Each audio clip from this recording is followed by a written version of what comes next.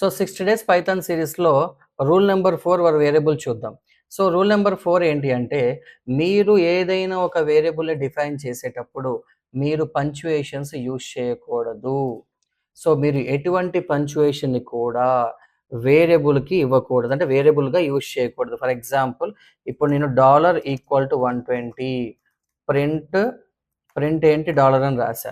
మీరు చూడండి డాలర్ అనేది ఆల్రెడీ పంక్చుయేషన్‌లో ఉంది. సో ఇక్కడున్న ఏ పంక్చుయేషన్‌ని కూడా మీరు వేరియబుల్‌గా యూజ్ చేయకూడదు. ఇది గుర్తుపెట్టుకోండి. సో మీకు ఏ పంక్చుయేషన్ యూజ్ చేసినా మీకు ఎర్రర్ రావడం జరిగిద్ది. You got my point. Syntax error. చాలా మందికి ఒక డౌట్ ఉంటుంది. ఏంటి సార్ సింటాక్స్ ఎర్రర్ అంటే? సింటాక్స్ ఎర్రర్ అంటే నువ్వు రూల్ ఫాలో అవ్వట్లేదు. పైథాన్ కోడింగ్ చేయాలంటే ప్రతి టాపిక్ ఒక రూల్ ఉంటుంది. సో ఇక్కడ ఏంటి రూల్ ఏంటి? పంక్చుయేషన్ యూజ్ చేయొద్దు అన్నారు. కానీ నువ్వు పంక్చుయేషన్ యూజ్ చేస్తున్నావు. ఒకవేళ నువ్వు రూల్ ఫాలో అయితేనేమో సింటాక్స్ ఇస్ గుడ్.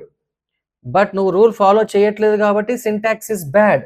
అంటే సింటాక్స్ ఎర్రర్ అంటే ఒకటే గుర్తుపెట్టుకోండి. మీరు రూల్ ఫాలో అవ్వట్లేదు. అందుకే మీకు సింటాక్స్ ఎర్రర్ వస్తుంది. ఓకేనా? సో నెక్స్ట్ వీడియోలో నేను మెమరీ గురించి చెప్పాలా? లేకపోతే ఫంక్షన్స్ గురించి చెప్పాలా? మీకు ఏ టాపిక్ కావాలంటే ఆ టాపిక్‌ని కామెంట్ చేయండి. నేను దాన్ని డీటెయిల్‌గా ఎక్స్‌ప్లెయిన్ చేస్తాను.